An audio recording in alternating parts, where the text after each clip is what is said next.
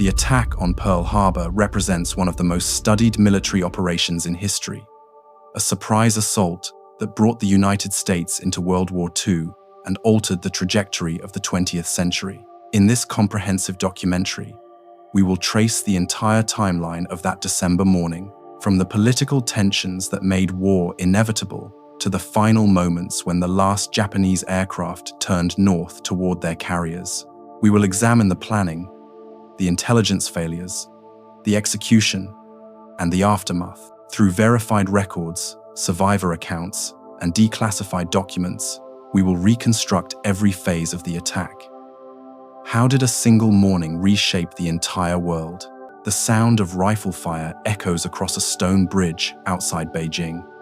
It is the 7th of July, 1937, and the incident is minor shots exchanged in darkness, accusations traded by morning. But the Marco Polo Bridge will be remembered as the moment when a regional conflict became something larger. Japanese forces in China, already entrenched since the occupation of Manchuria in 1931, used the skirmish as justification for full-scale invasion. Within weeks, Japanese armies push south. Shanghai burns for 3 months. Nanjing falls in December, and the world begins to pay attention. In Washington, the news arrives in diplomatic cables and newsreel footage. Americans watch Japanese bombers strike civilian neighborhoods. They see refugees fleeing down cratered roads. Public opinion, long indifferent to Asian affairs, begins to shift. President Franklin Roosevelt, constrained by neutrality laws and an isolationist Congress, can do little but condemn the aggression in speeches. Yet behind the scenes, economic pressure begins to build. By 1940, the map of East Asia has been redrawn. Japanese forces occupy French Indochina after France falls to Germany. Thailand becomes a reluctant ally. The resource-rich Dutch East Indies look vulnerable.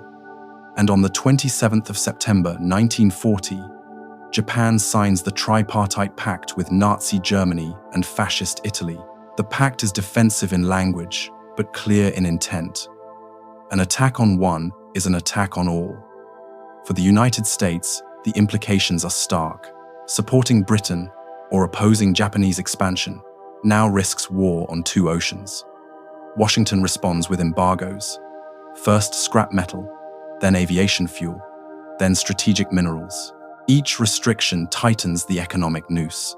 Japanese leaders watch their reserve stockpiles dwindle and face a choice: submit to American demands or secure new sources of oil, rubber, and tin by force.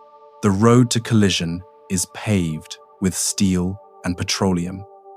In Tokyo, military planners study maps of the Pacific. In Washington, diplomats draft stern notes. Neither side believes war is imminent, but both are already preparing for it. The fuse has been lit, though no one yet knows how short it is.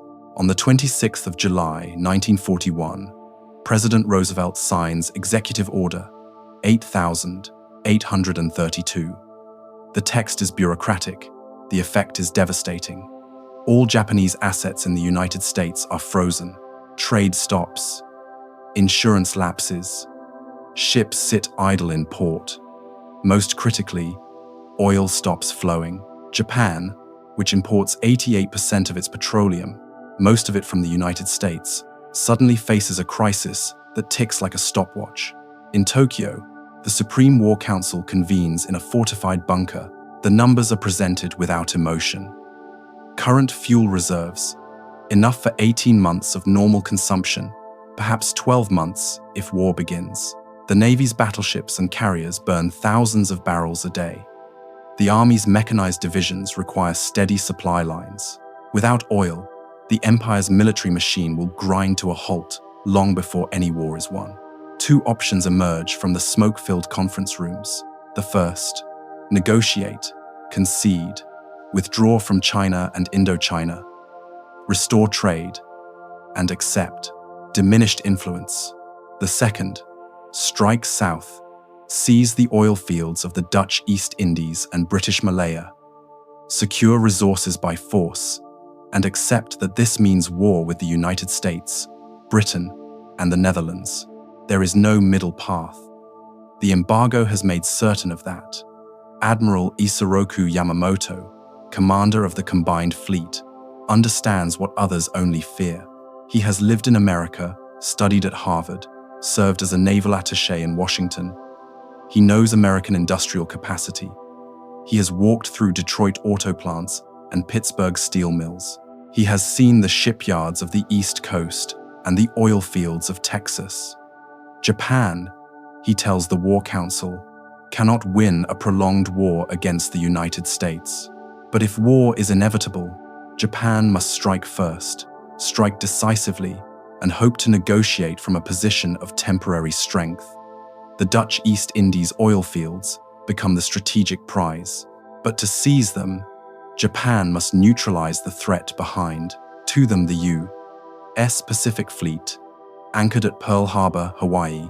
Yamamoto's concept is audacious. A carrier strike across 3,500 miles of open ocean to destroy American battleships in their home port.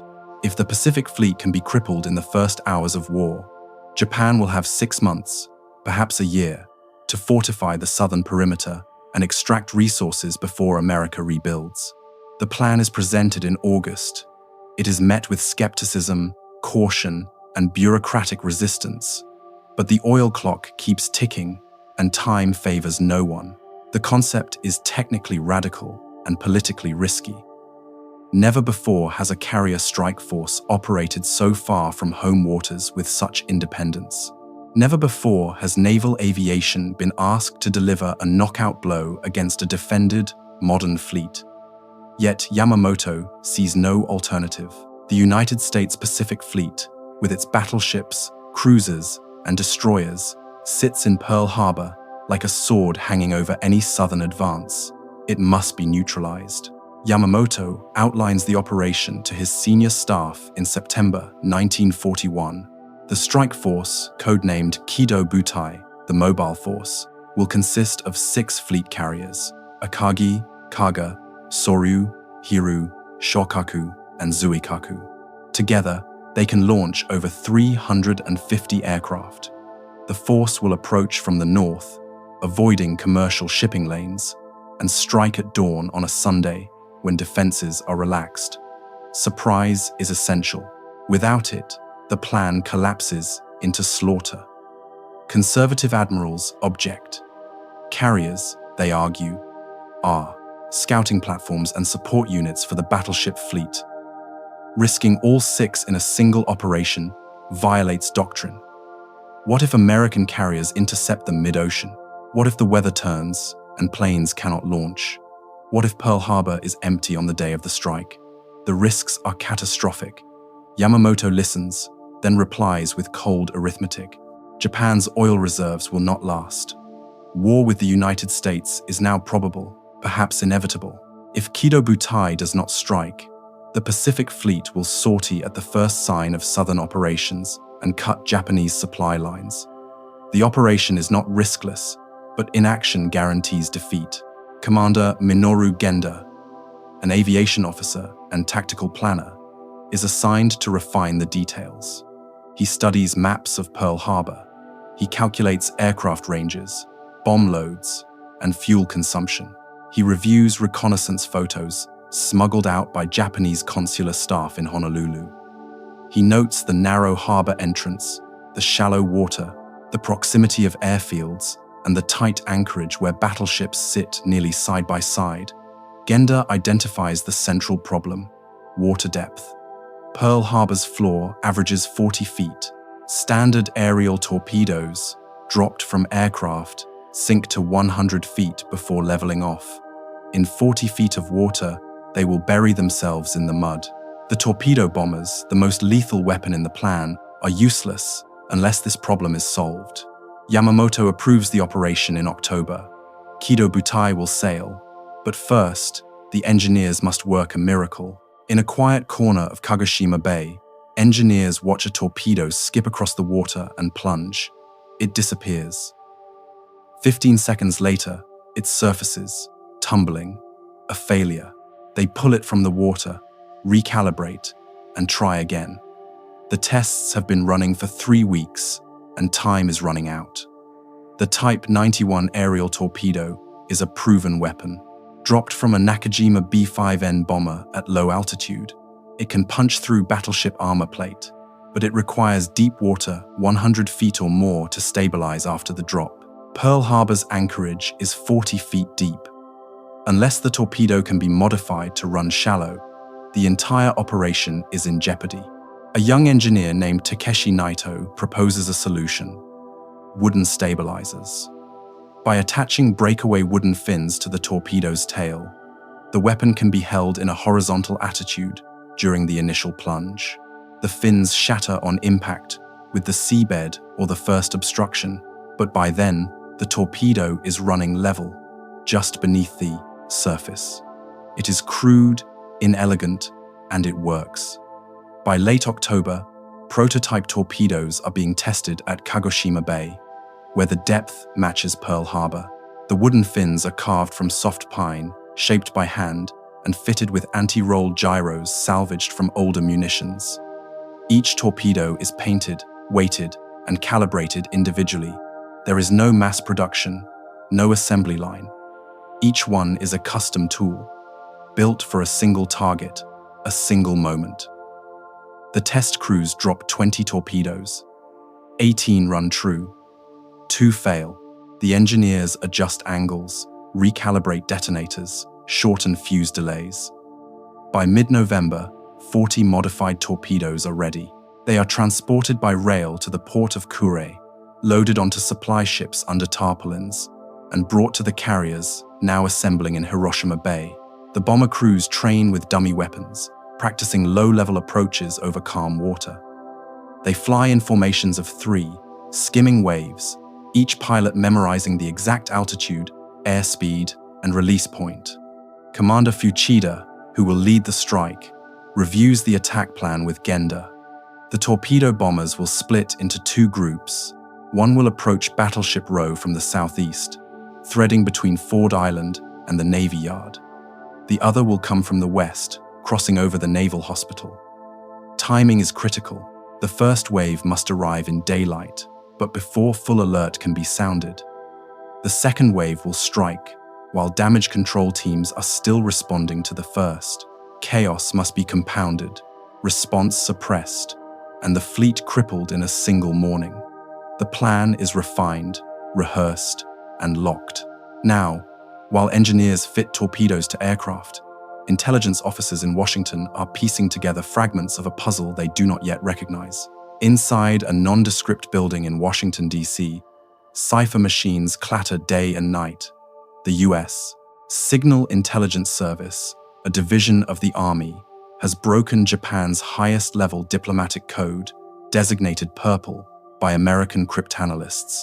Messages between Tokyo and Japanese embassies around the world are intercepted, decrypted, translated, and distributed to a small circle of senior officials.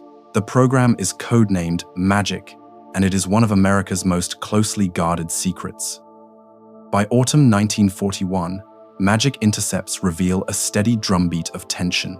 Japanese diplomats in Washington receive instructions to continue negotiations while preparing for breakdown. Messages reference deadlines, final proposals, and contingency plans. The language is guarded, the intent unmistakable. War is coming. The question is when and where.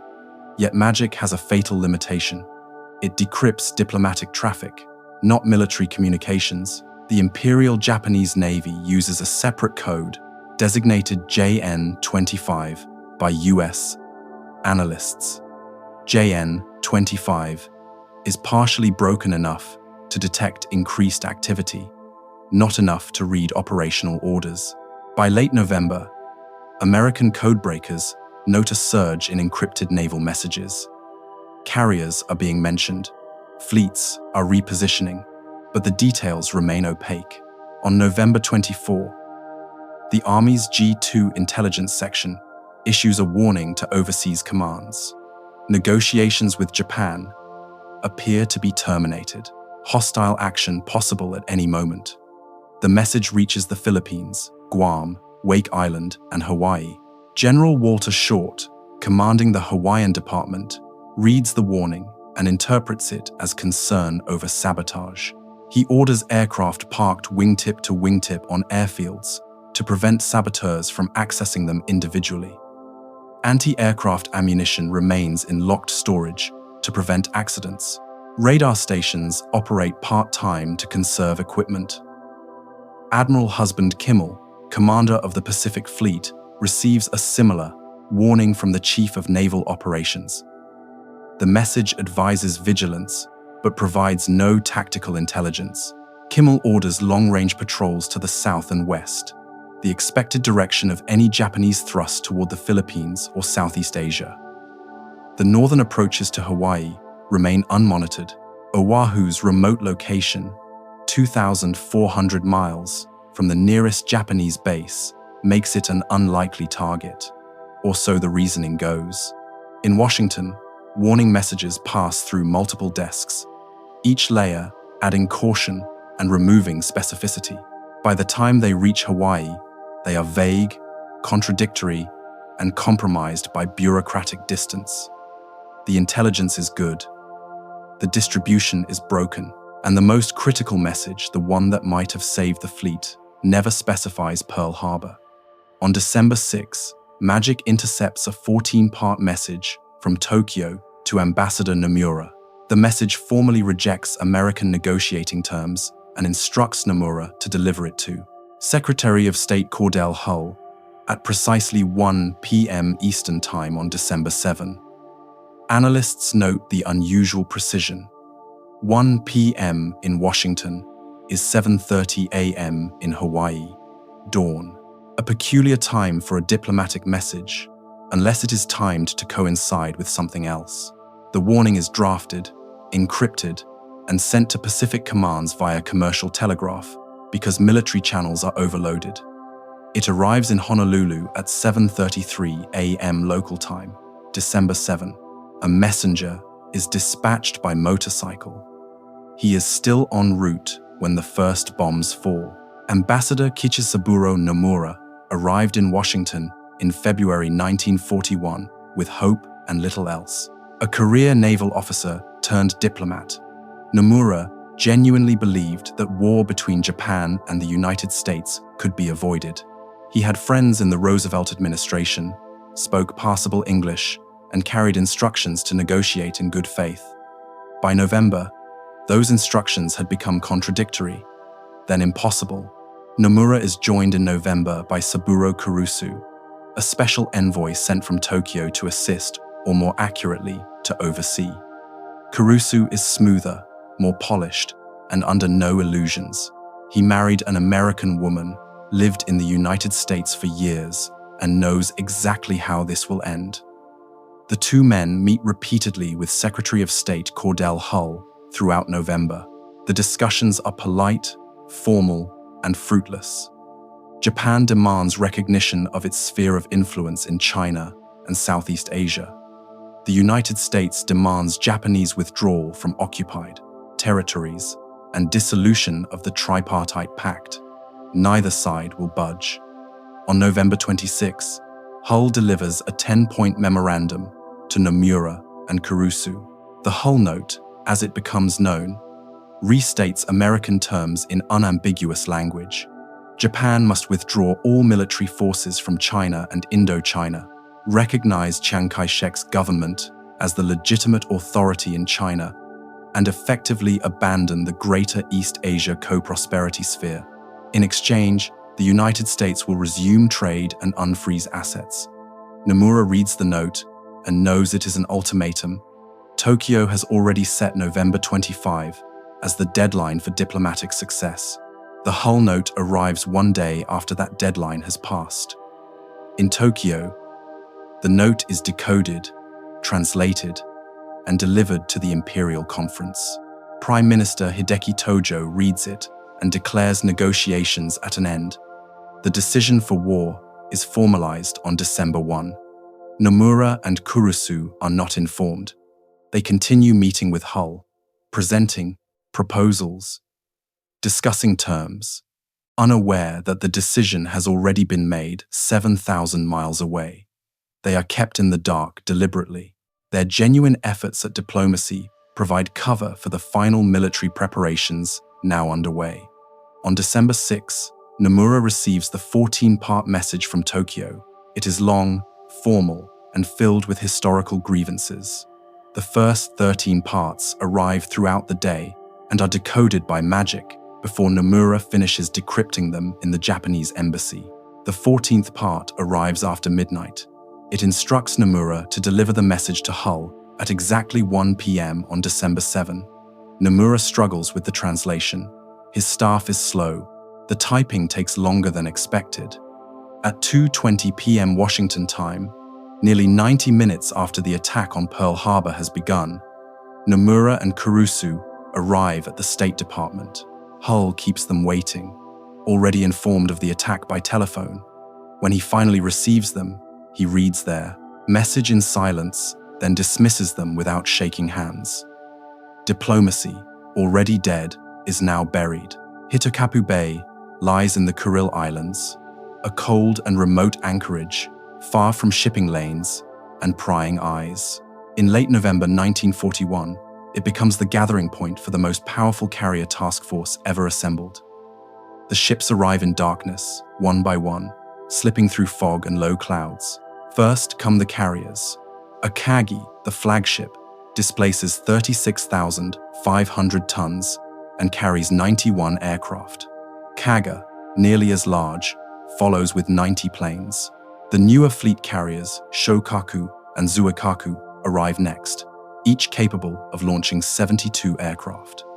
The smaller carriers, Soryu and Hairu, complete the formation. Together, the 6 carriers embark 353 aircraft, fighters, dive bombers, horizontal bombers, and torpedo planes. It is the largest concentration of naval air power in the world. Screening the carriers are 2 fast battleships, Hiei and Kirishima, their 14-inch guns ready to engage any unexpected surface threat. 3 heavy cruisers, Tone, Chikuma, and Abukuma, provide additional firepower and scout plane support. 9 destroyers form the outer screen, alert for submarines. 8 fleet oilers carry fuel for the long voyage. 3 fleet submarines scout ahead, reporting weather and watching for enemy patrols. The men know something significant is planned, but few know the target. Loose talk is forbidden. Letters home are censored and held. Shore leave is cancelled. On November 22, senior officers are briefed. Maps of Pearl Harbor are unrolled. Reconnaissance photos are studied. Targets are assigned. Battleships, carriers if present, cruisers, airfields, fuel storage, dry docks. The objective is clear: cripple the U.S. Pacific Fleet in a single morning. Crews work around the clock, preparing aircraft. Torpedoes are hoisted into bomb bays and secured with padded straps. Bombs are painted, fused, and stenciled with good luck messages. Fuel tanks are topped off. Machine guns are loaded and test-fired over open water. Pilots review their target folders, memorizing silhouettes, approach routes, and escape headings. On November 25, Vice Admiral Chuichi Nagumo, commander of the 1st Air Fleet, addresses the assembled crews. His words are calm, factual. The mission will be dangerous. Success depends on surprise. Every man must perform his duty without hesitation. The future of the Empire rests on their shoulders. At 6 a.m. on November 26, anchors are raised. Engines rumble to life. Kido Butai forms into a cruising formation and steams east into the grey dawn. Behind them, Hitokappu Bay returns to silence. Ahead lies 3,500 miles of empty ocean and the most audacious naval strike in history. Absolute radio silence is ordered. No transmissions of any kind, not even low-power signals. Navigation lights are extinguished at night. The fleet operates in total electronic darkness, invisible to any listening station. Course is set for a .27, 5 miles north of Oahu. far beyond the range of American air patrols. Speed: 14 knots, rising to 24 knots for the final approach. Estimated arrival: dawn, December 7. The ships disappear into the North Pacific, and the world takes one last breath before the storm. The Northern Pacific, in late November, is cold, rough, and mercifully empty. Kido Butai steams east beneath heavy cloud cover, riding winter storm tracks that keep commercial shipping far to the south. For 11 days, the fleet sees no other vessels. The ocean is theirs alone. Navigation is done by dead reckoning and celestial fixes when clouds permit. No radio signals are transmitted. No lights burn after dark. Lookouts scan the horizon in rotating shifts, watching for smoke, masts, or aircraft. They see nothing but grey water and grey sky merging at the edges. Refueling at sea is practiced 3 times during the crossing. The oilers pull alongside the larger ships, and fuel hoses are passed across the gap. Pumps throb. Black oil flows through canvas hoses swaying above the waves. The operation is delicate and dangerous in heavy seas. Twice, hoses rupture and must be replaced. But the fleet cannot stop. Every delay increases the risk of detection. Below decks, pilots review their attack plans. Miniature models of Pearl Harbor, built from reconnaissance photos and intelligence reports, are studied under dim lights. The models show Battleship Row in precise detail. The positions of individual ships, the width of the channel, the location of anti-aircraft batteries, the heights of surrounding hills. Pilots memorize landmarks, water towers, hangars, the distinctive shape of Ford Island.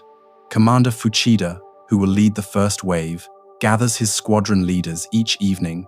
They discuss weather, timing, and contingencies.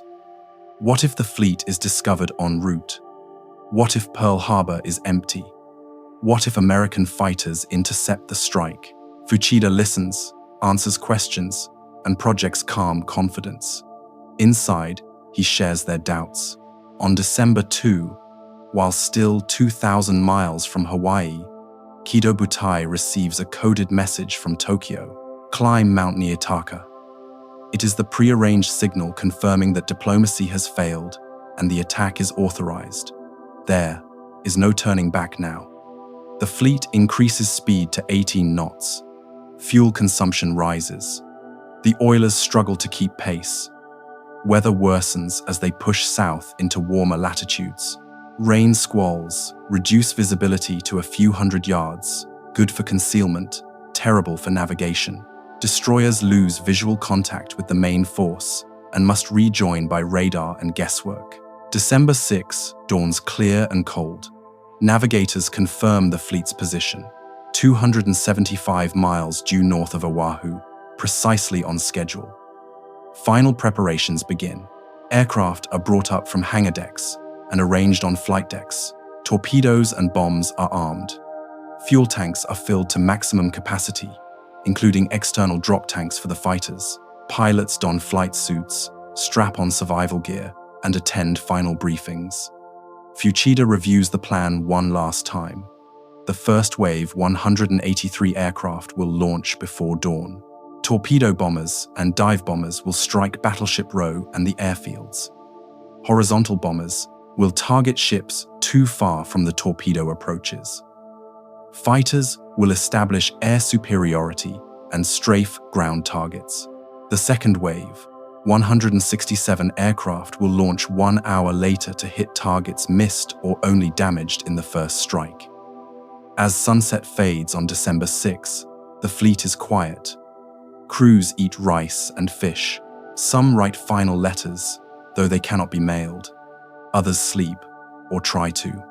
On the flag bridge of Akagi, Nagumo stares at the horizon, knowing that within 12 hours, everything will change. The carriers turn into the wind, engines warm, and 275 miles to the south, Pearl Harbor sleeps under a peaceful Hawaiian night, unaware that dawn will bring fire. The watch aboard USS Arizona changes at 4 a.m., the 7th of December, 1941. Sailors climb ladders from berthing compartments, still rubbing sleep from their eyes. Coffee is brewed in the galley. The smell drifts through passageways. On deck, the harbor is silent except for the lap of water against steel hulls and the distant hum of generators. 96 vessels fill Pearl Harbor this Sunday morning. 8 battleships are moored along the southeast shore of Ford Island in 2 neat rows, Battleship Row, from north to south: Nevada, Arizona, Tennessee, West Virginia, Maryland, Oklahoma, and California. Pennsylvania sits in dry dock across the channel, undergoing maintenance. These are the core of American Pacific naval power. 350,000 tons of steel and armor. Around them, the harbor holds cruisers, destroyers, submarines, minesweepers, oilers, tenders, and auxiliaries. Many are tied together in nests to save space. Some are taking on fuel or supplies. Most are in weekend routine minimal crew, aboard. Most men on liberty in Honolulu. General Walter Short, commanding the Army's Hawaiian Department, went to bed the previous night, satisfied with his preparations. Against the threat he perceives sabotage by local Japanese sympathizers, he has taken appropriate measures. Aircraft are grouped together on airfields to make them easier to guard. Ammunition is locked in bunkers to prevent theft. Radar stations are operating limited hours to conserve equipment and train operators. Admiral Husband Kimmel, commander of the Pacific Fleet, shares the assessment. The fleet's main threat comes from submarines, not aircraft. Long-range patrols fly to the south and west, where Japanese forces are expected to move against the Philippines or Malaya. The idea that Japan would strike across 3,500 miles of ocean to hit Pearl Harbor seems far-fetched, and no intelligence suggests such a plan. On the battleships, sailors swab decks, check mooring lines, and prepare for Sunday morning routine. Church services are scheduled for 8 a.m. Most of the crew will attend those not on watch or already ashore. Breakfast is served at 7 a.m.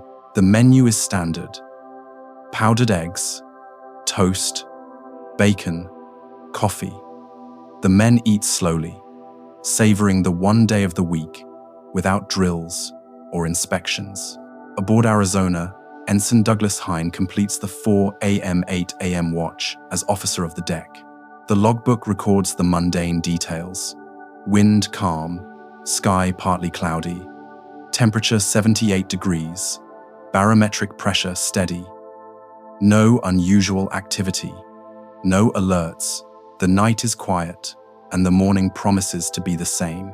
At Wheeler Field, the Army Air Force's primary fighter base, P-40 Warhawks and P-36 Hawks, sit in neat rows, wingtips almost touching.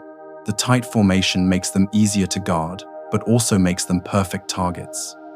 Ammunition is stored in a bunker 500 yards away, locked. The duty officer has a key, but retrieving ammunition and loading guns would take at least 20 minutes under ideal conditions. At Hickam Field, adjacent to Pearl Harbor, B-18 bombers are similarly clustered. Fuel trucks sit nearby. Hangars are open, tools laid out for Monday's maintenance. No one expects trouble on a Sunday morning. 275 miles to the north, aircraft engines cough to life in the pre-dawn darkness. The deck of Akagi pitches in the swell. Spray breaks over the bow. Flight deck crews, wearing colored jerseys to denote their roles, move in practiced choreography. Aircraft are positioned, chocked, their engines warming. The sound is deafening, a chorus of radial engines building to a roar. It is 6 a.m., 1 hour before sunrise. The sky is still dark, but the eastern horizon shows the first pale gray. Commander Mitsuo Fuchida, wearing a white headband and flight suit, climbs into the cockpit of his Nakajima B-5N bomber. Around him, 182 other aircraft prepare to launch the first wave of the Pearl Harbor attack. The strike is divided by type. 49 Nakajima B-5Ns carry 800-kilogram armor-piercing bombs for high-level bombing. 40 B-5 Ends carry modified torpedoes. 51 Aichi D-3A dive bombers carry 250-kilogram bombs. 43 Mitsubishi A-6M0 fighters will provide air cover and strafe ground targets. It is the most powerful carrier strike ever launched. Akagi turns into the wind. The green flag drops. The first Zero accelerates down the deck, tail rising, wheels lifting free at the bow. It climbs into the darkness, trailing blue exhaust. Another follows, then another. The launches are timed precisely, one aircraft every 15 seconds. The choreography is flawless. From Kaga, Soru, Hiru, Shokaku, and Zuikaku, aircraft pour into the sky. They circle overhead, forming up by type and squadron. The torpedo bombers cluster low. The horizontal bombers climb to 10,000 feet. The dive bombers form a middle layer. The Zeros weave above all, their distinctive profile backlit by the rising sun. Fuchida's bomber is the last to launch. He takes off at 6:15 a.m., circles once, and sets course due south.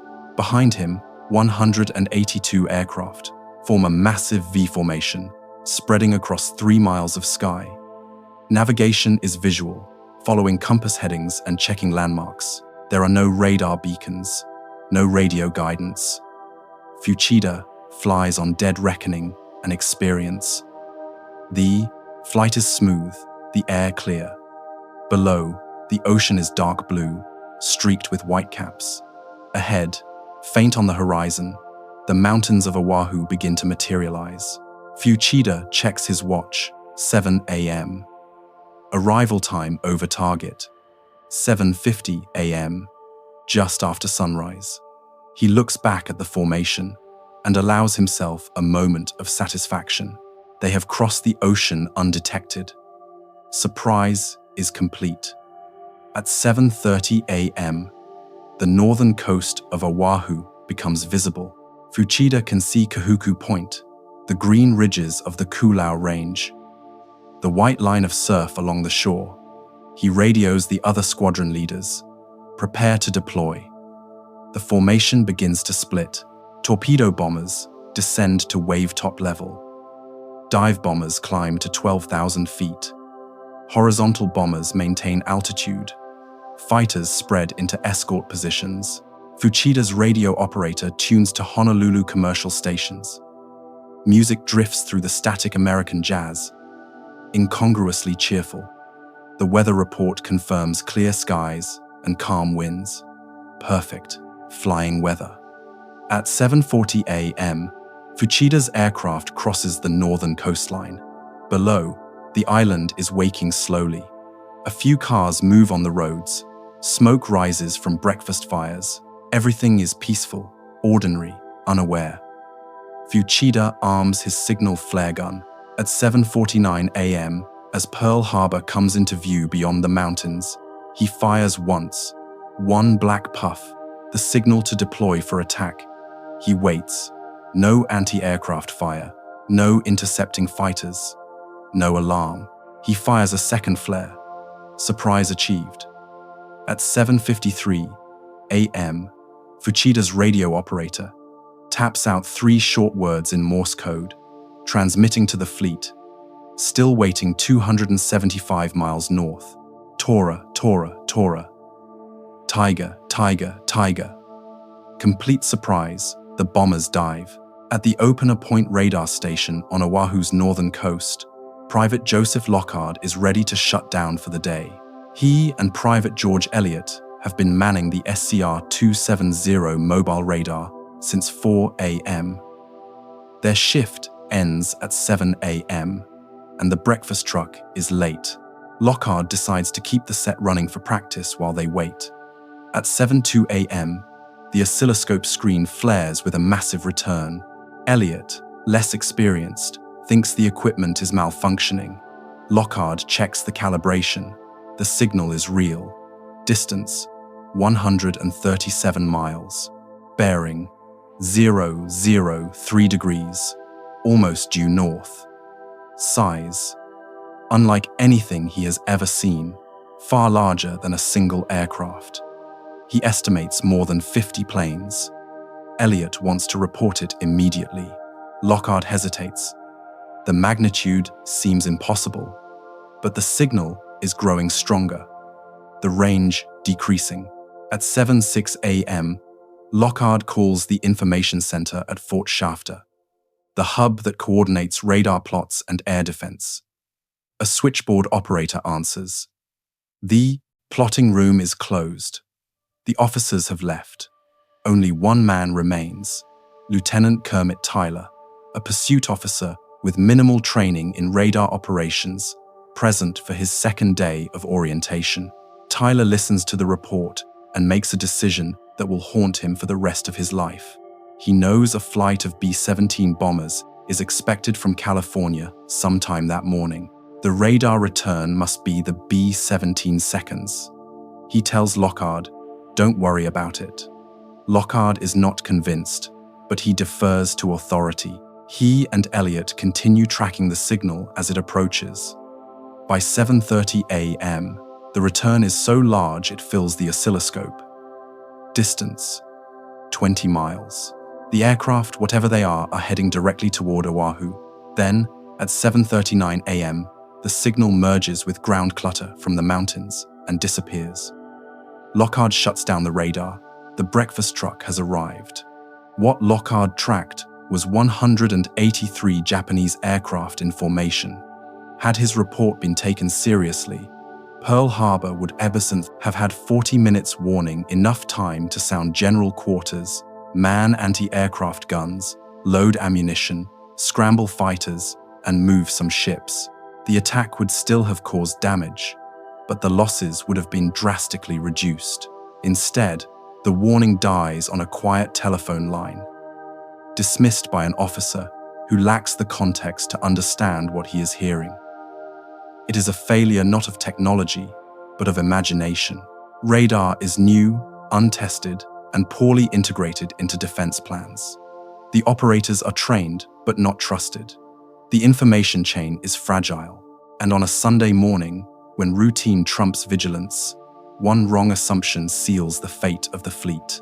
At 7:48 a.m., 6 minutes after Lockhart shuts down the radar, the first bombs fall on Wheeler Field. Explosions ripple across the rows of parked aircraft. Fire blooms orange against the morning sky. The sound rolls across the island like distant thunder. On Battleship Row, sailors hear the noise and glance toward the airfields.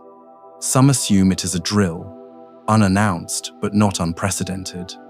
Others notice the planes overhead and wonder why the markings look unfamiliar. A few recognize the red circle on the wings and fuselage. The realization spreads slowly, disbelief giving way to horror. At 7:58 a.m., the first torpedo hits Oklahoma. Commander Fuchida watches the harbor spread below him like a model diorama. Battleship Row is clearly visible, 7 massive ships lined along Ford Island's eastern shore. Pennsylvania sits in dry dock on the far side. Cruisers and destroyers cluster around the anchorage. Not a single ship is underway. No smoke rises from funnels. No boats patrol the channel. The fleet is motionless, unprepared, perfect.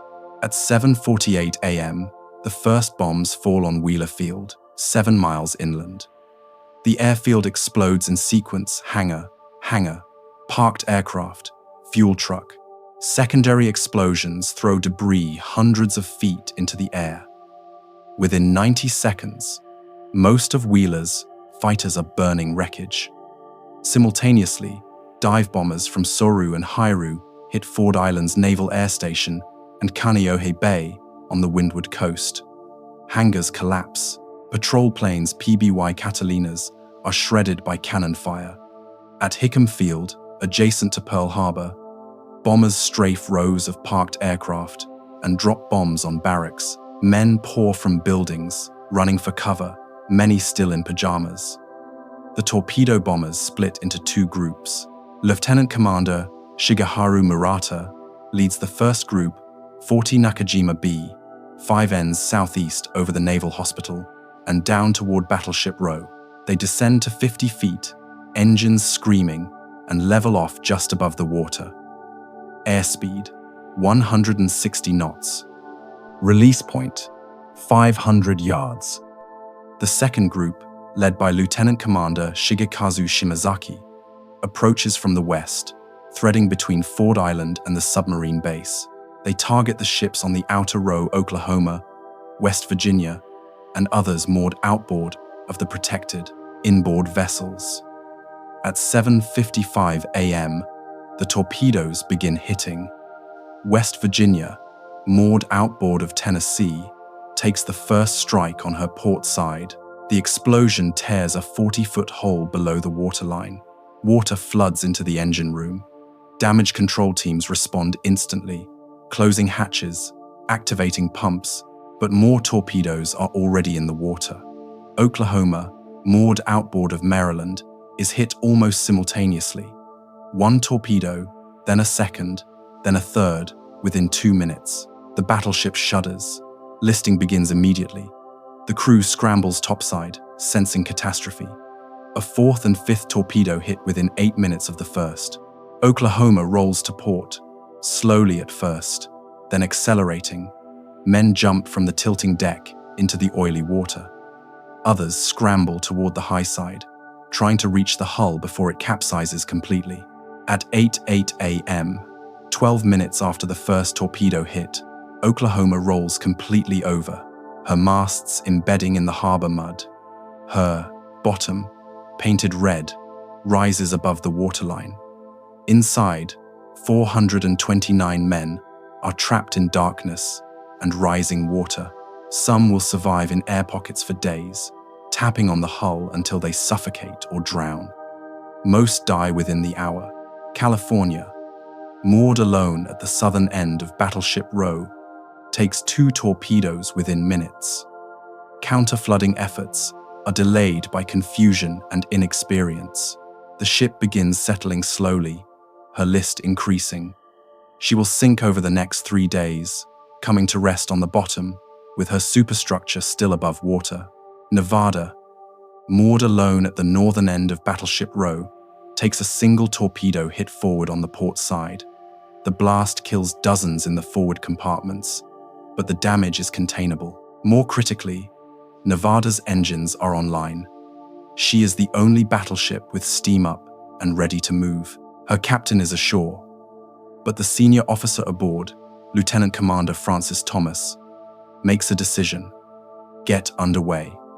If they can reach the open ocean, they can maneuver, fight, survive.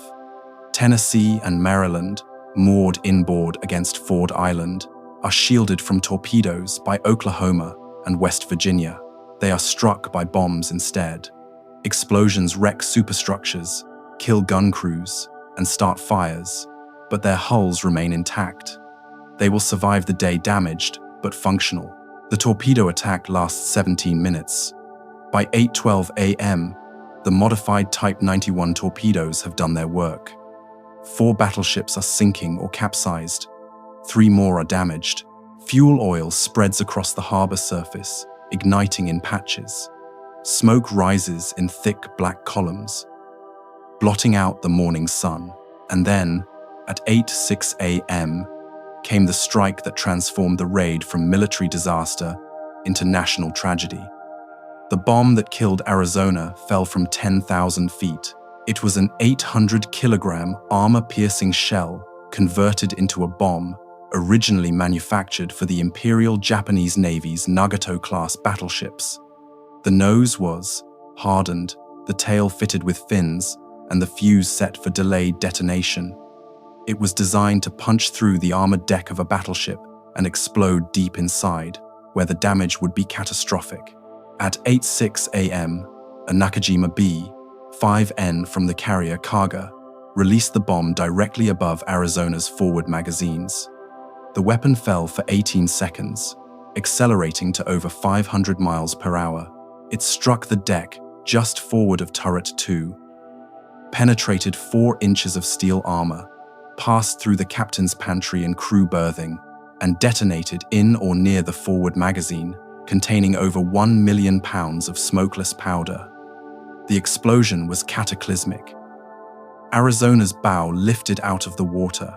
The foremast whipped forward, then collapsed. A fireball rose 500 feet, carrying steel fragments, gun barrels, and human remains. The blast wave shattered windows in Honolulu, 10 miles away. Sailors on nearby ships were thrown to the deck by concussion alone. USS Vestal, a repair ship moored alongside Arizona, was blown sideways, her mooring lines snapping like thread.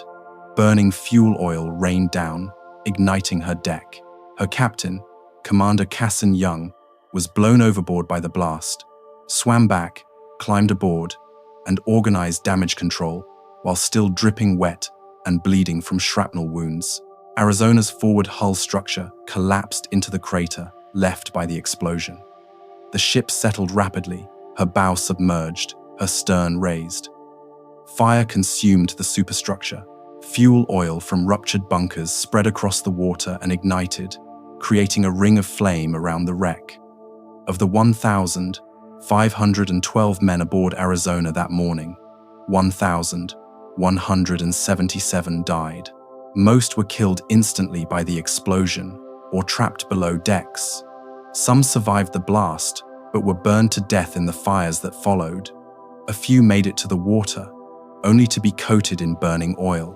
Rescue swimmers pulled men from the flames, their skins sloughing off in sheets. The ship burned for 2.5 days. Firefighting efforts were futile. The oil fires could not be extinguished with water. Foam was scarce and ineffective. The ship was eventually flooded deliberately to cool the wreckage and prevent further explosions. When the fires finally died, Arizona rested on the bottom. Her superstructure twisted and blackened. Her crew entombed inside. Admiral Isaac Kidd, commander of Battleship Division 1, was on Arizona's bridge when the magazine exploded. His body was never found.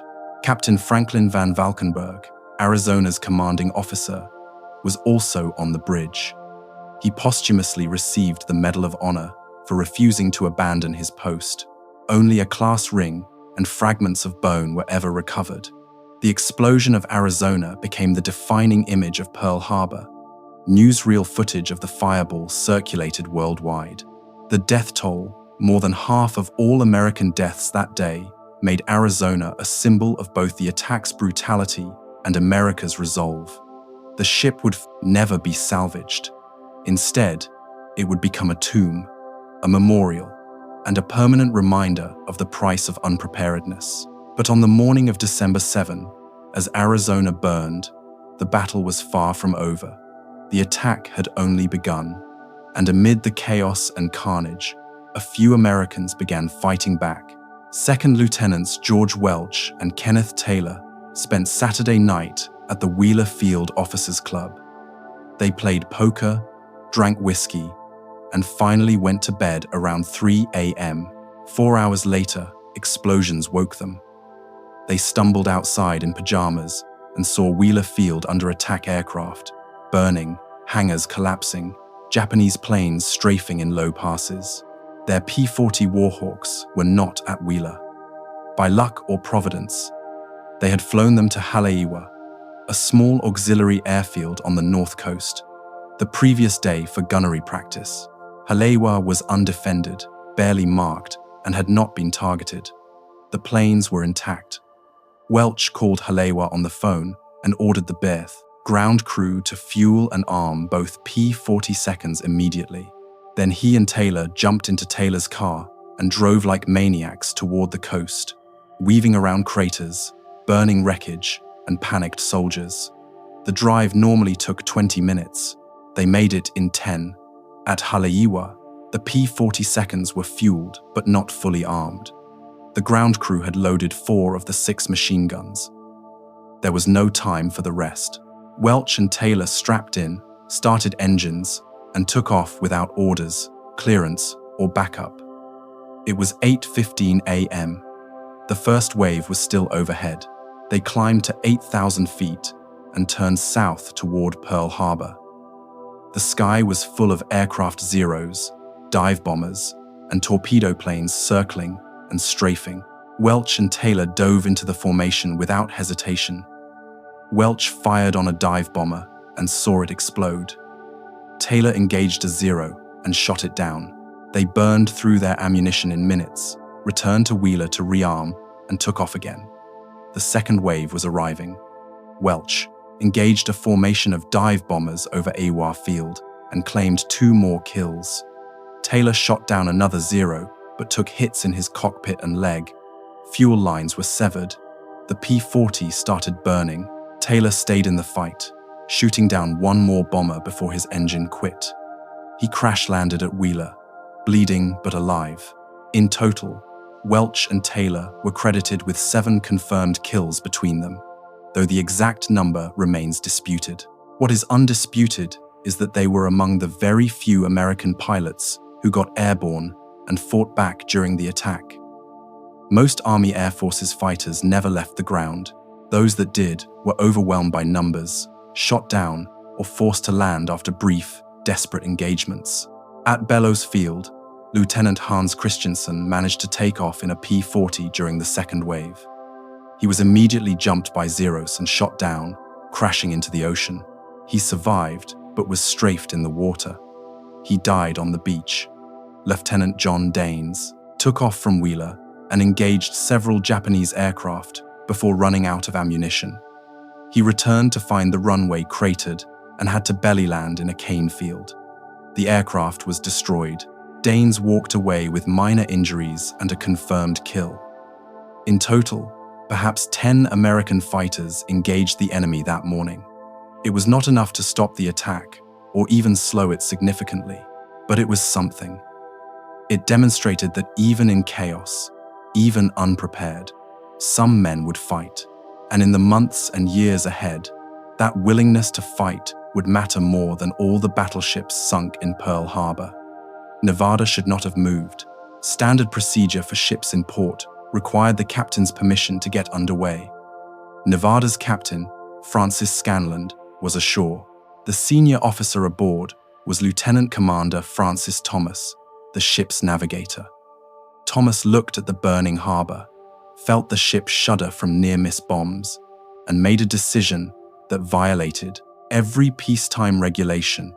He was taking Nevada to sea. Nevada had steam up. She was the only battleship ready to move.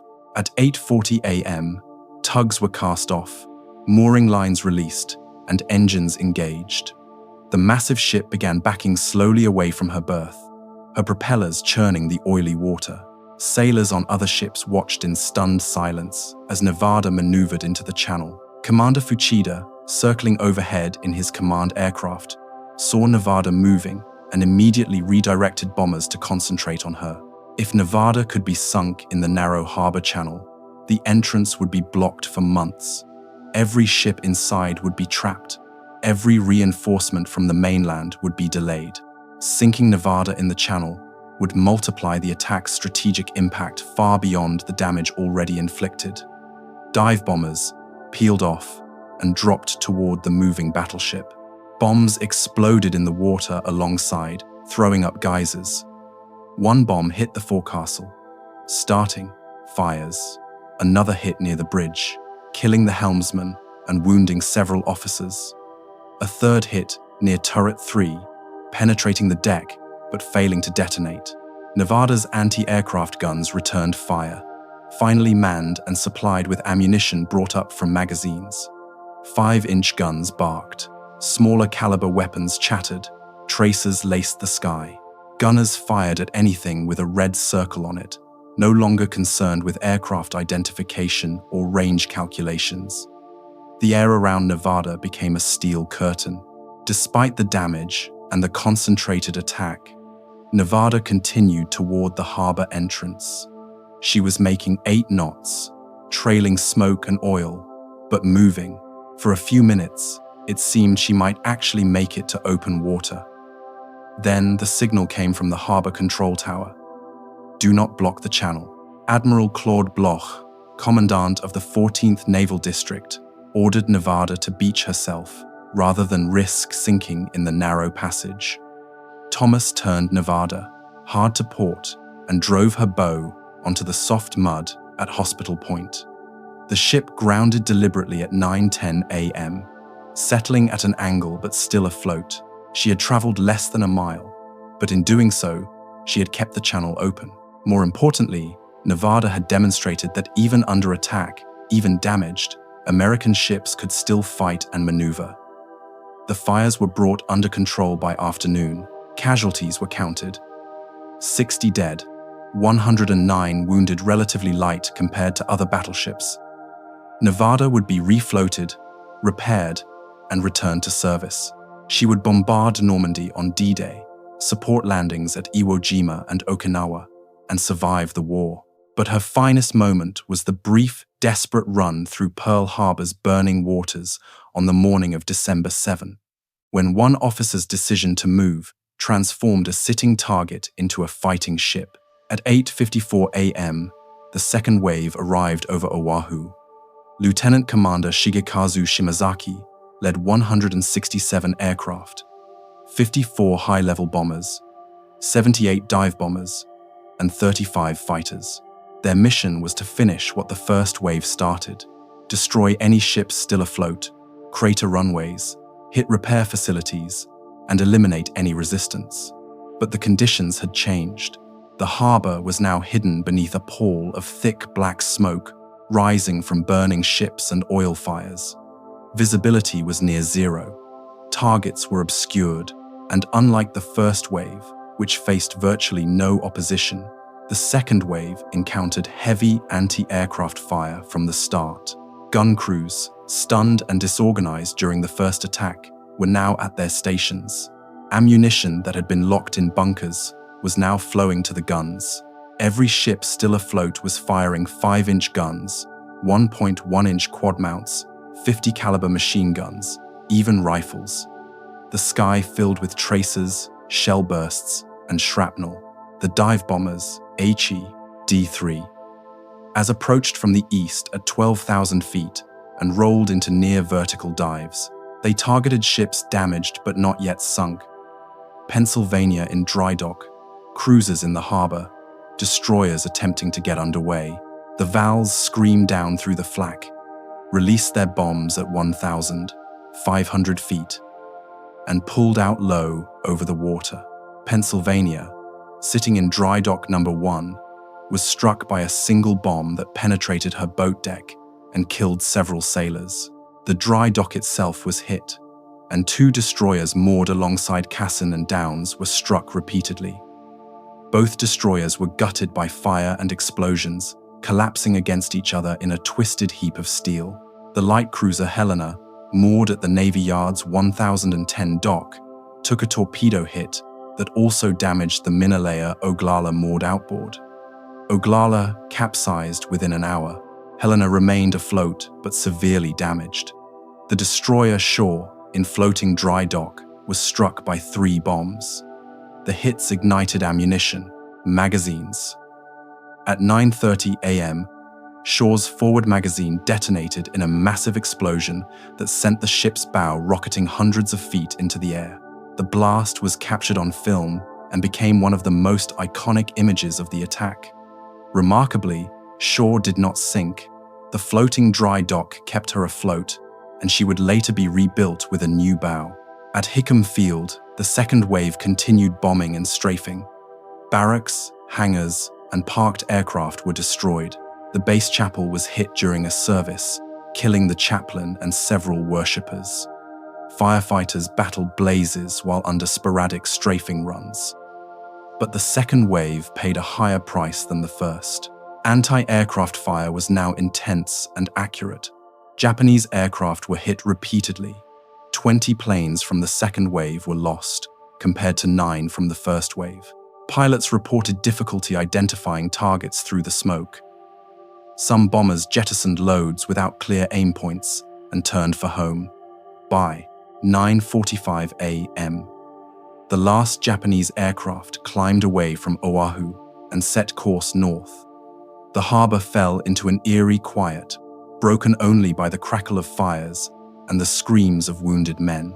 The attack had lasted 1 hour and 54 minutes. In that time, the landscape of the Pacific War had been redrawn. The harbor burned, but it was not dead. Even as the last Japanese aircraft disappeared over the northern horizon, damage control parties were fighting to save what could be saved. It was exhausting, brutal work performed by men still in shock, many wounded, all terrified of secondary explosions. West Virginia was sinking, settling slowly into the mud. Her captain, Mervyn Bennion, lay dying on the bridge, his abdomen torn open by shrapnel. He refused evacuation, directing firefighting efforts until he lost consciousness. He would posthumously receive the Medal of Honor. Below decks, Damage Control Officer Lieutenant Commander John Harper organized counter-flooding to keep the ship upright. West Virginia had taken 7 torpedoes, but by deliberately flooding compartments on the starboard side, Harper prevented her from capsizing like Oklahoma. She settled on the bottom upright, her main deck above water savable. California was flooding through 2 torpedo holes and poor damage control. Watertight integrity had been compromised by open hatches and removed manhole covers during a scheduled inspection. Water spread through the ship faster than pumps could handle. Over the next 3 days, California would settle onto the harbor bottom, her superstructure still visible. But she would not capsize, and eventually, she too would be raised and return to war. Oklahoma had rolled completely. Her bottom sat above water like a stranded whale. Inside, in pockets of trapped air, men were alive. Rescue crews could hear them tapping on the hull. Morse code signals, desperate knocking, pleas for help. Shipyard workers brought cutting torches and began slicing through the tapper, inch-thick steel plates. It was slow, dangerous work. One wrong cut could flood a compartment and drown the men inside. Over 2 days, 32 men were cut from Oklahoma's hull. The rest, 397 sailors and Marines, died inside. Some drowned quickly, others survived for hours or days, breathing stale air, waiting in darkness for rescue that never came. The tapping eventually stopped. Arizona was beyond saving. The forward magazines were gone. The bow was a crater. Oil fires burned uncontrollably. Bodies floated in the wreckage. Rescue swimmers pulled survivors from the water, but there were few. Most of Arizona's crew died in the first seconds. The ship became a tomb, and eventually, a memorial. Tennessee, protected by West Virginia's bulk, had suffered topside damage from bombs, but her hull was intact. Maryland, shielded by Oklahoma, was similarly damaged but functional. Both would be repaired and return to service within months. Pennsylvania, in dry dock during the attack, had escaped torpedo damage but suffered bomb hits. The destroyers beside her were total losses, but Pennsylvania herself would sail again. At Hickam Field and Wheeler Field, firefighters battled aircraft fires and fuel blazes. Hangars collapsed. Runways were cratered, but the fuel farm's massive above-ground tanks holding hundreds of thousands of gallons of aviation gasoline had not been hit. One bomb, one fire, and the airfields would have been out of action for months. Instead, they were damaged but repairable. The Navy Yard's machine shops, foundries, and dry docks were largely intact. A few bombs had hit administrative buildings and supply depots, but the industrial capacity to repair ships remained functional. The power plant still ran. The cranes still operated. Within days, salvage operations would begin. Within weeks, ships would be raised. Within months, some would return to combat. The submarine base on the eastern side of the harbor was untouched. 22 submarines survived the attack undamaged and would sortie against Japanese shipping within weeks. The fuel storage tanks at the tank farm, 4.5 million barrels of oil sitting in above-ground tanks, were never targeted. That fuel would power the Pacific Fleet's operations for the next year. The attack was devastating, but it was not complete. The infrastructure to fight back remained, and the men pulling bodies from the water, cutting through steel, and extinguishing fires already knew what needed to be done next. On the flag bridge of Akagi, 275 miles north of Oahu, Vice Admiral Nagumo faced the most consequential decision of his career. Commander Fuchida, just returned from leading the attack, was urging a third strike. The arguments were compelling. The first 2 waves had sunk or crippled 8 battleships and damaged 3 cruisers. Approximately 188 aircraft had been destroyed on the ground. Casualties were estimated in the thousands, but the Navy Yard's repair facilities remained intact. The fuel storage tanks were untouched. The submarine base was operational. And most critically, the American carriers, Enterprise, Lexington, and Saratoga, had not been in port. Their location was unknown. Fuchida argued that a third wave could target the infrastructure the first 2 waves had missed, destroy the fuel tanks, and the Pacific Fleet would be paralyzed. Crater the dry docks and ship repairs would be impossible. Hit the submarine base and eliminate the only American offensive capability immediately available. The opportunity would never come again. Nagumo listened, but his concerns outweighed Fuchida's enthusiasm. The attack had cost 29 aircraft more than anticipated. Pilots reported intense anti-aircraft fire during the second wave. Surprise was now lost. American defenses were alert and armed. A third wave would face determined resistance and higher casualties. More troubling was the unknown location of the American carriers. If Enterprise and Lexington were at sea nearby, they could launch a counterstrike against Kido Butai. Japanese carriers, having just recovered aircraft, would be vulnerable. Fuel lines open, ordnance scattered on deck, planes being serviced. A single American strike during this window could cripple the entire task force. Fuel was another concern. The fleet had sailed 3,500 miles and would need to sail 3,500 miles back. Oilers were running low. Weather was deteriorating. Extending operations increased the risk of being caught in a storm or running out of fuel far from friendly ports. Nagumo polled his senior officers. Opinions were divided. Rear Admiral Taman Yamaguchi, commanding the 2nd Carrier Division, advocated for continued strikes. Others urged caution. The mission neutralized the Pacific Fleet had been accomplished. 8 battleships sunk or damaged, American offensive capability crippled. Why risk the fleet for marginal gains? At 11 a.m., Nagumo made his decision: withdraw. The fleet would turn north, refuel at sea, and return to Japan. There would be no third wave. It was the most controversial decision of the Pacific War. Historians have debated it ever since. Would a third wave have knocked the United States out of the war for a year? Would it have changed the outcome at Midway 6 months later? Would it have altered the entire trajectory of the Pacific campaign? The answers are unknowable. What is certain is that Nagumo chose the conservative path, the safe path, and in doing so, left Pearl Harbor damaged but not destroyed. The fuel that wasn't burned, the dry docks that weren't cratered, and the submarines that weren't sunk would all play critical roles in the campaigns ahead. At 1 p.m., Kido Butai turned north and increased speed to 24 knots. The carriers recovered the last aircraft from the second wave, secured for sea, and began the long voyage home. Behind them, Pearl Harbor burned. Ahead, the war they had started was only beginning. By afternoon, the scope of the disaster was becoming clear. Casualty reports arrived at Admiral Kimmel's headquarters, in fragments a ship here, an airfield there.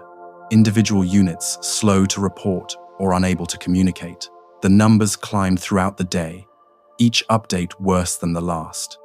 The final toll: 2,403 American dead.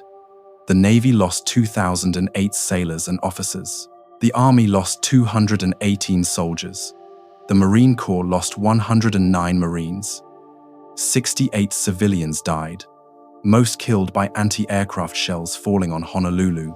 An additional 1,178 were wounded.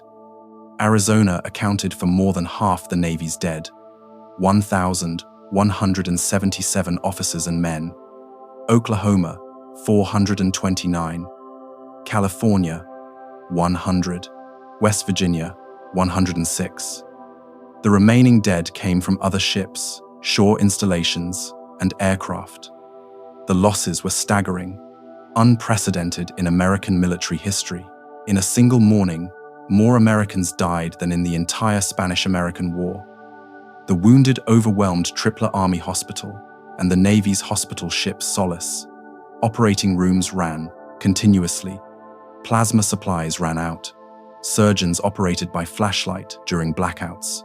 Nurses worked 30-hour shifts. Morphine was rationed. The worst cases, severe burns, traumatic amputations, shrapnel wounds, were stabilized and evacuated to civilian hospitals in Honolulu. Burn victims suffered the most. Many had been coated in flaming oil from ruptured fuel tanks. Their skin came off in sheets. Infection was inevitable. Antibiotics were scarce. Some begged to die. Most did. Slowly and in agony, emergency morgues were established in warehouses and airplane hangars. Bodies were laid in rows, covered with canvas. Identification was difficult.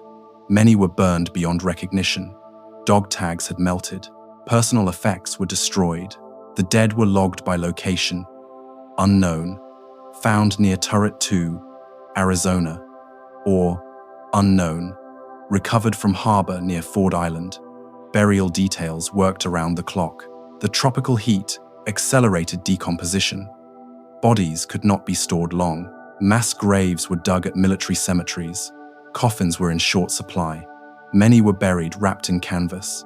Chaplains conducted continuous services, sometimes 10 or 15 funerals in a row, each with full honors, but compressed to minutes because more bodies kept arriving. Families in Honolulu, on the mainland, and around the world waited for word. Casualty telegrams went out in batches, delivered by Western Union messengers to homes across America. The messages were brief and cold. The Navy Department deeply regrets to inform you that your son. Many families received multiple telegrams as preliminary reports were revised. Hope flickered, then died. In Honolulu, martial law was declared. Civilians were ordered to stay indoors after dark. Blackout curtains went up. Cars drove with headlights off. The entire island braced for invasion. Rumors spread Japanese paratroopers landing on the North Shore, saboteurs poisoning water supplies, invasion fleets spotted offshore. None were true, but fear does not require truth. At Pacific Fleet headquarters, Admiral Kimmel stood at a window overlooking the harbor. Smoke still rose from Arizona and California. Oil slicks burned on the water. Rescue boats moved among the wreckage, searching for survivors. Kimmel watched in silence, his career and reputation in ruins. Within days, he would be relieved of command. Within weeks, investigations would begin. But on December 7, as the sun set over the devastation, all he could do was watch the harbor burn and count the dead. The sun set at 5:45 p.m. Darkness came quickly, and with it, fear. Oahu went black. Every light, street lamps, house lights, car headlights, was extinguished. Blackout curtains were drawn. Flashlights were forbidden. The island disappeared into darkness, broken only by the glow of fires still burning at Pearl Harbor. Rumors spread faster than fact. Japanese invasion forces were landing on the North Shore. Enemy paratroopers were seizing airfields. Fifth columnists were cutting phone lines and poisoning reservoirs. None of it was true. But in the chaos and darkness, every sound became a threat. At 6:27 p.m., anti-aircraft batteries opened fire on unidentified aircraft approaching from the southwest. Tracers lit the sky. Shell bursts flashed overhead. The aircraft were 6 F-4F Wildcats from Enterprise, launched to land at Ford Island and provide air defense. 5 were shot down by friendly fire. 1 pilot was killed. The others parachuted into the darkness and survived. One aircraft made it through the barrage and landed safely. The incident triggered panic. More guns opened fire at shadows, clouds, and nothing. For 20 minutes, the sky over Oahu lit up with anti-aircraft fire aimed at phantoms. When the shooting finally stopped, shrapnel and unexploded shells were found scattered across Honolulu. Several civilians were killed. Dozens of buildings were damaged. The only aircraft shot down were American. At sea, destroyers and patrol boats prowled outside the harbor entrance, searching for Japanese submarines. Depth charges were dropped on sonar contacts that turned out to be whales, rocks, or thermal layers. One actual midget submarine was sunk by the destroyer Ward at 6:45 a.m., 90 minutes before the air attack began. Ward's report had been received, but not acted upon. Another warning ignored. 3 other midget submarines penetrated the harbor defenses. One ran aground and was captured intact. Another was depth-charged and sunk inside the harbor. The third disappeared and was not found until 1960, outside the harbor entrance with torpedo tubes empty. Whether it fired at any ships remains unknown. The midget submarines achieved nothing, and all 5 were lost. Civilians dug trenches in backyards and parks. Gas masks left over from World War I were distributed. Air raid shelters were designated in schools and public buildings. Families stockpiled food and water. Some fled into the mountains, convinced the cities would be bombed again. The territorial government declared martial law at 4:30 p.m. Military authority superseded civil authority. Habeas corpus was suspended. Curfews were imposed. Censorship began. Telephone calls were monitored. Mail was opened and read. Japanese Americans, comprising 37% of Hawaii's population, were viewed with suspicion. Some were arrested. Most were placed under surveillance. The internment that would later sweep the mainland had already begun in miniature in Hawaii. At military installations, exhausted soldiers and sailors manned defensive positions. Machine gun nests were set up on beaches. Artillery was positioned to cover landing zones. Barbed wire was strung. Mines were laid. Everyone expected the Japanese to return at dawn with invasion forces. They did not know that Kido Butai was already steaming north, its mission complete. The night dragged on. Men dozed at their posts, jerking awake at every sound. Hospitals operated in darkness, surgeons working by candlelight. Fires at Pearl Harbor burned down but did not go out. Arizona glowed red through the night, her hull too hot to approach. The smell of burning oil and flesh hung over the harbor. At 6 a.m. on December 8, dawn broke clear and calm. The sky was empty. No invasion came. The fear began to subside, replaced by exhaustion, grief, and slowly rising anger. Across the dateline, in Washington, D.C., President Roosevelt was preparing to address Congress. The world was about to change again. In Washington, news of the attack reached the White House at 1:47 p.m. EST on December 7.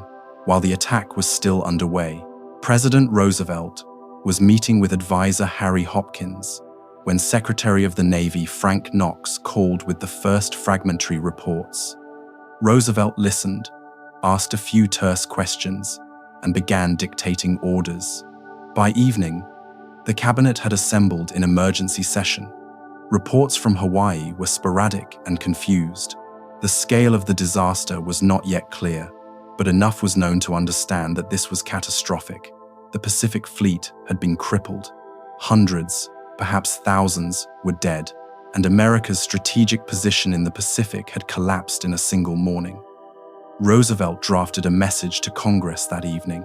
His first version, typed by Secretary Grace Tully, read, "Yesterday, December 7, 1941, a date which will live in world history.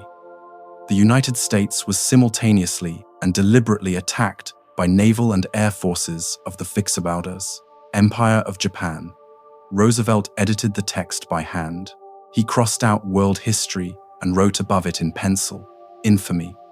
The change transformed the sentence from historical observation to moral judgment. December 7 would not be remembered as a date in history, but as a day of infamy, a day of betrayal, a day that demanded response. The speech was finalized overnight. At 12:30 p.m. EST on December 8, Roosevelt was wheeled into the House chamber to address a joint session of Congress. The chamber was packed. Supreme Court justices, cabinet members, military chiefs, and every member of Congress who could reach Washington filled the seats. Galleries overflowed with press and diplomats. Roosevelt spoke for 6 minutes and 30 seconds. The speech was brief, direct, and devastating. He recounted the attack, listed the targets, and noted that the Japanese ambassador had been negotiating in Washington even as the bombs fell. He called December 7, a date which will live in infamy, and asked Congress for a declaration of war. The response was thunderous. Congress erupted in applause. When the vote came, it was nearly unanimous. The Senate voted 82-0 for war. The House voted 388-1. The single dissenting vote came from Representative Jeannette Rankin of Montana, a pacifist who had also voted against entry into World War I. She cast her vote in tears and was escorted from the chamber by police for her own protection. Roosevelt signed the declaration at 4:10 p.m. The United States was now officially at war with Japan. But the global implications were only beginning to unfold. Japan's attack on Pearl Harbor was meant to secure the southern perimeter for resource extraction, while negotiating peace from a position of strength. Instead, it unified the American public overnight and triggered a cascade of declarations that transformed a regional conflict into a truly global war. On December 8, China formally declared war on Japan, formalizing a conflict already 7 years old. Britain declared war on Japan the same day, after Japanese forces attacked British Malaya and Hong Kong. Australia, New Zealand, Canada, and South Africa followed within hours. Then came the critical miscalculation. On the 11th of December, 1941, Germany and Italy declared war on the United States. Adolf Hitler was not obligated to do so. The tripartite pact required mutual defense only if a signatory was attacked, not if it initiated hostilities. Japan had struck first. Germany could have remained neutral, forcing the United States to fight a one-ocean war while Germany focused on the Soviet Union. Instead, Hitler declared war on the United States in a Reichstag speech filled with grievances about American aid to Britain, Roosevelt's provocations, and Jewish conspiracies. Mussolini followed suit within hours. Both declarations were delivered to the US. State Department simultaneously. Roosevelt and his military chiefs could barely believe their luck. The United States had just suffered a devastating attack. Public opinion was inflamed, and now Germany, the primary threat, had voluntarily entered the war. Congress declared war on Germany and Italy within hours, this time with 0 dissenting votes. The global alliances were now locked. The Axis powers Germany, Italy, and Japan faced the Allied powers, the United States, Britain, the Soviet Union, China, and dozens of smaller nations. Every neutral country would be pressured to choose a side. Every ocean, every continent, every front was now connected. For Japan, the strategic situation had gone from difficult to impossible. Japanese planners had hoped to fight the United States alone, seize resources, fortify defensive perimeters, and negotiate peace within a year. Now they faced the combined industrial might of America, Britain, and the Soviet Union.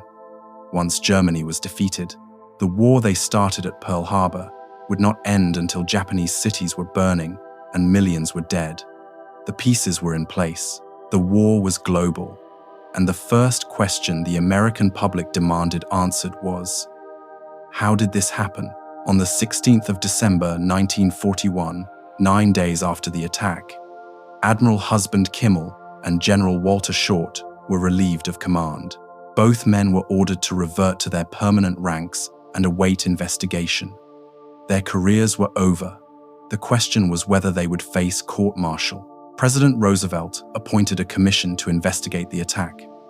Supreme Court Justice Owen Roberts was named chairman. The Roberts Commission arrived in Hawaii on December 22 and spent 3 weeks interviewing witnesses, reviewing documents, and inspecting the damage. The commission's report, delivered the 23rd of January 1942, was devastating. It concluded that Kimmel and Short had failed to implement adequate defensive measures, despite receiving warnings from Washington. Aircraft were left clustered on airfields.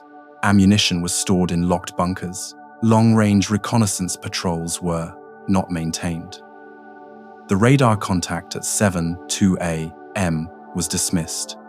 In short, the Hawaiian commanders were found guilty of dereliction of duty. The report was politically convenient. It focused blame on local commanders and avoided uncomfortable questions about intelligence failures in Washington, the dispersal of warning messages, and the strategic assumptions that left Pearl Harbor vulnerable. Kimmel and Short became scapegoats, their reputations destroyed. Both men protested.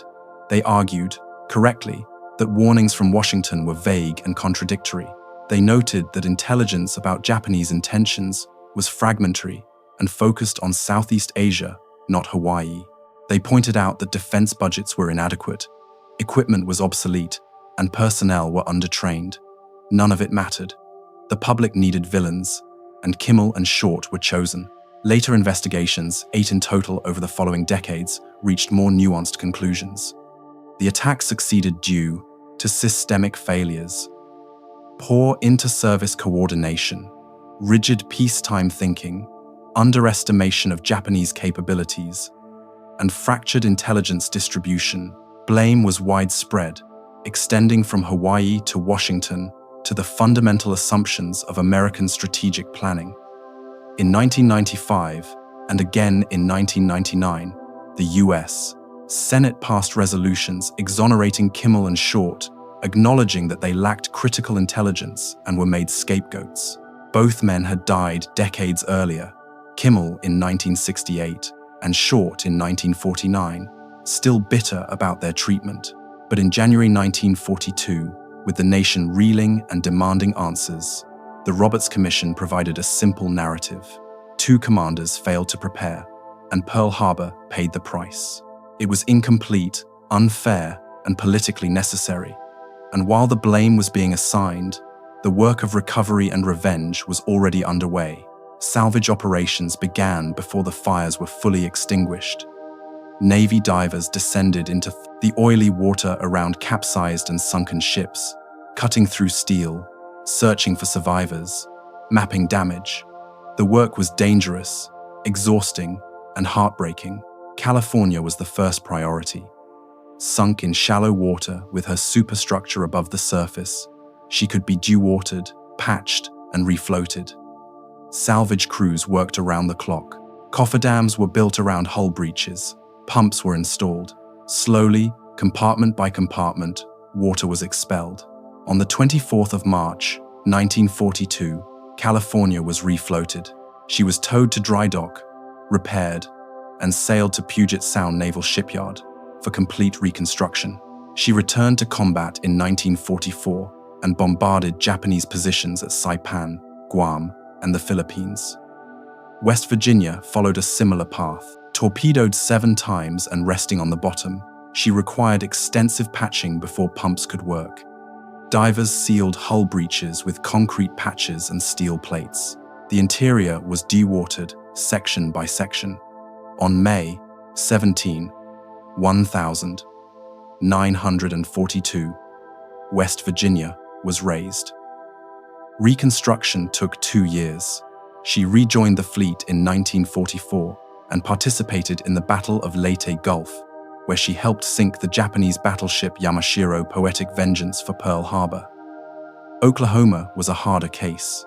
Completely capsized, she lay with her masts buried in mud and her bottom exposed to the air. Salvage engineers devised an audacious plan: attach winches to the hull, anchor them to Ford Island, and slowly rotate the ship upright. It took 18 months. 21 electric winches, each capable of pulling 100 tons, were installed. Cables were rigged. The winches turned in synchronized increments, rotating Oklahoma 5 degrees at a time. On the 3rd of November, 1943, Oklahoma finally rolled upright, but the damage was too extensive. Her hull was cracked, her machinery ruined, and her interior a mess of mud and debris. She was decommissioned and sold for scrap in 1946. While under tow to San Francisco breakers, she sank in a storm, her final resting place somewhere in the Pacific. Nevada, beached deliberately at Hospital Point, was refloated on the 12th of February 1942. She underwent temporary repairs at Pearl Harbor, then sailed to Puget Sound for complete modernization. She returned to service in 1943, bombarded Utah Beach on D-Day, supported invasions at Iwo Jima and Okinawa, and survived the war. In 1948, she was used as a target ship for atomic bomb tests at Bikini Atoll and proved so tough she had to be sunk with torpedoes. Tennessee and Maryland, damaged but not sunk, were repaired quickly and returned to combat by mid-1942. Pennsylvania, in dry dock during the attack, was repaired in weeks and escorted convoys by early 1942 before joining the island-hopping campaign. Arizona could not be saved. The forward magazines were gone. The hull was shattered. The ship was decommissioned where she lay on the 29th of December, 1941. Salvageable equipment was removed. Guns, armor plate, rangefinders. The rest remained as a folk tomb for the 1,102 crew members still entombed inside. Of the 8 battleships struck on December 7, 6 were eventually returned to service. It was a remarkable achievement, a testament to American industrial capacity and the determination to reverse the disaster. But the battleship era was ending. The ships raised from Pearl Harbor would fight, but the future belonged to carriers, submarines, and aircraft. Lessons learned in blood and oil. On the morning of December 7, the tank farm sat on a hillside overlooking Pearl Harbor. 14 massive above-ground storage tanks, each holding hundreds of thousands of gallons of fuel oil, fed the fleet's bunkers through underground pipelines. On December 7, those tanks held approximately 4.5 million barrels, enough fuel to power the Pacific Fleet's operations for a year. They were never targeted. Commander Fuchida noted them in his reconnaissance. They appeared in target folders. They were marked on attack maps. But in the heat of battle, with so many targets and limited time, the torpedo bombers focused on ships, and the horizontal bombers focused on airfields and dry docks. The dive bombers struck ships and hangars. No one hit the tank farm. It was arguably the greatest Japanese operational error of the entire attack. Destroying the fuel storage would have crippled Pacific Fleet operations far more effectively than sinking battleships. Ships could be raised, repaired, or replaced. But without fuel, the fleet could not sortie, could not patrol, could not project power. Replacing 4.5 million barrels of oil stored on Oahu would have taken months, possibly a year, of tanker convoys vulnerable to submarine attack. Admiral Chester Nimitz, who replaced Kimmel as Pacific Fleet Commander in late December, later stated that losing the fuel storage would have extended the war in the Pacific by at least 2 years. The submarines that sortied in late December to raid Japanese shipping did so on fuel from the tank farm. The carriers that fought at Coral Sea and Midway refueled from those tanks. The amphibious operations that recaptured Pacific Islands were fueled from Pearl Harbor. The fuel wasn't burned because Nagumo chose not to launch a third strike. Whether fear of American carriers, concerns about fuel and weather, or simple caution motivated his decision, the result was the same. The infrastructure that powered American operations survived intact. So too did the Navy yards, dry docks, machine shops, and foundries. Bomb damage was repairable. The capacity to service repair, and rearm ships remained functional. Within weeks, damaged ships were being patched. Within months, sunken ships were being raised. The industrial base that would eventually grind Japan into defeat was dented but not destroyed. It was a strategic miscalculation born of tactical success. The battleships burning in the harbor looked like victory. The silent fuel tanks on the hillside looked like a missed target of marginal importance. In reality, the reverse was true. The absence that saved American naval power was as important as the presence that doomed it. On December 7, 3 American carriers, Enterprise, Lexington, and Saratoga, were not in Pearl Harbor. Enterprise was 200 miles west of Oahu, returning from delivering Marine Corps fighters to Wake Island. She launched reconnaissance aircraft at dawn on December 7. Some were shot down by Japanese attackers. Others were shot down by friendly anti-aircraft fire when they tried to land at Ford Island. Enterprise herself nearly sailed into the retiring Japanese fleet, but turned south at the last moment. Lexington was ferrying aircraft to Midway Island, 1,300 miles northwest of Hawaii. She received word of the attack while at sea and prepared for battle, but by the time she reached Hawaiian waters, the Japanese fleet was gone. Saratoga was on the west coast, undergoing maintenance. She sortied immediately upon receiving news of the attack, but was weeks away from Hawaiian waters. The Japanese had hoped to catch all American carriers in port. Their absence was partly luck. Partly routine carriers were constantly deploying aircraft to outlying bases. But the result was decisive.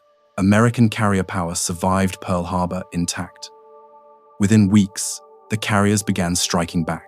On the 1st of February 1942, Enterprise and Yorktown raided Japanese bases in the Marshall and Gilbert Islands. Damage was minimal, but the psychological impact was significant. America could still fight. On the 18th of April 1942, Lieutenant Colonel Jimmy Doolittle led 16 B-25 bombers launched from the carrier Hornet in a raid on Tokyo. Material damage was negligible, but the raid demonstrated that Japan's home islands were vulnerable. More importantly, the raid provoked Japan into a strategic mistake. Admiral Yamamoto, stung by the embarrassment of American bombers over Tokyo, accelerated plans to eliminate the American carrier threat. The target, Midway Island, a tiny atoll 1,300 miles northwest of Hawaii. Yamamoto believed that threatening Midway would force the American carriers into a decisive battle where superior Japanese numbers would destroy them. He was half right. The carriers came, but so did American intelligence. Codebreakers at Station Hypo in Pearl Harbor, led by Commander Joseph Rochefort, had partially broken the Japanese naval code JN-25. By May 1942, they were reading enough traffic to determine that a major operation was planned against a target designated F. Rochefort deduced that AF was Midway. To confirm, he had Midway send a fake message in plain text reporting freshwater problems. Within days, Japanese intercepts mentioned that AF was short of freshwater. The trap was set. On the 4th of June 1942, American carriers Enterprise, Hornet, and Yorktown lay in ambush northeast of Midway. The Japanese fleet approached with 4 carriers, Akagi, Kaga, Soryu, and Hairu, all Pearl Harbor veterans. At 1020, American dive bombers caught the Japanese carriers with aircraft, refueling on deck and ordnance scattered everywhere. Within 5 minutes, 3 carriers were burning wrecks. Hairu was sunk later that afternoon. Japan lost 4 fleet carriers and their irreplaceable air crews. The United States lost Yorktown. The strategic balance of carrier power in the Pacific shifted permanently. Japan would never recover the offensive capability lost at Midway. The road from Pearl Harbor to Midway was 6 months long. It was paved with intelligence analysis, aggressive submarine warfare, and the carriers that had escaped destruction on December 7. The battleships raised from Pearl Harbor would bombard islands and support invasions. But the carrier war that began in Pearl Harbor's absence would decide the Pacific. The shock of Pearl Harbor unified the American public in a way no speech or propaganda campaign could achieve. On the 8th of December, 1941, recruitment offices were overwhelmed. Men lined up around blocks, waiting hours to enlist. Within weeks, the military had more volunteers than it could process. But winning the Pacific War would require more than soldiers. It required ships, aircraft, tanks, guns, ammunition, fuel, and food on a scale never before imagined. America's industrial base, still emerging from the Great Depression, mobilized with stunning speed. On the 7th of December, 1941, American shipyards were building ships at a peacetime pace. By 1943, they were launching one Liberty ship, a 441-foot cargo vessel, every 48 hours. At peak production in 1943, the Kaiser shipyards in Richmond, California, built a Liberty ship in 4 days and 15 hours from keel laying to launch. Over 2,700 Liberty ships were built during the war, carrying troops, tanks, and supplies to every theater. Aircraft production followed a similar arc. In 1941, the United States produced 19,433 military aircraft. In 1944, production peaked at 96,318 aircraft, more than Germany and Japan combined. The B-24 Liberator bomber was built on assembly lines designed using automobile manufacturing techniques. At peak production, the Willow Run plant in Michigan produced one B-24 every 63 minutes. Tank production climbed from 4,052 inches, 1,941 to 29,497 inches, 1,943. The M4 Sherman became the backbone of American armored forces, not because it was superior to German tanks in firepower or armor, but because it was reliable, easy to maintain, and produced in overwhelming numbers. The workforce transformation was equally dramatic. In 1941, approximately 700,000 Americans worked in shipyards. By 1943, the number exceeded 4.5 million. Women entered the workforce in unprecedented numbers. Rosie the Riveter was not just propaganda, she was real. By 1943, women comprised 65% of the aircraft industry workforce and 30% of the shipyard workforce. Production lines ran 24 hours a day, 7 days a week. Factories that built automobiles before the war now built tanks, aircraft engines, and artillery pieces. Steel mills poured round the clock. Foundries cast armor plate. Chemical plants synthesized explosives and propellants. Farms increased production to feed both American troops and allied nations under Lend-Lease. The statistics are staggering. Between December 1941 and August 1945, the United States produced 297,000 aircraft, 193,000 artillery pieces, 86,000 tanks, 2 million trucks, 6,500 naval vessels, 5,400 cargo ships, 64,500 landing craft, 41 billion rounds of ammunition. Japan, by comparison, produced approximately 70,000 aircraft and 1,000 major warships during the entire war. The industrial imbalance was insurmountable. Admiral Yamamoto had warned that Japan could not win a prolonged war against American industry. Pearl Harbor proved him correct. The mobilization came at a cost. Rationing, limited civilian consumption of rubber, gasoline, metal, and food. Wage and price controls were imposed. Civil liberties were curtailed. 120,000 Japanese Americans were forcibly relocated to internment camps, a dark chapter born of wartime hysteria and racism. But the overall transformation was remarkable. A democracy mobilizing for total war while maintaining, however imperfectly, constitutional governance. Pearl Harbor provided the catalyst. The shock, anger, and unity that followed December 7 sustained the mobilization through 4 years of war. Production goals that seemed impossible in 1941 became routine by 1943, and by 1945, American industrial output exceeded the combined production of all Axis powers. The ships sunk at Pearl Harbor were raised and repaired, but they were also replaced 10 times over by new construction. The aircraft destroyed on Oahu's airfields were forgotten amid the flood of new planes rolling from assembly lines. Pearl Harbor was a tactical disaster that triggered a strategic transformation, and in that transformation lay Japan's defeat.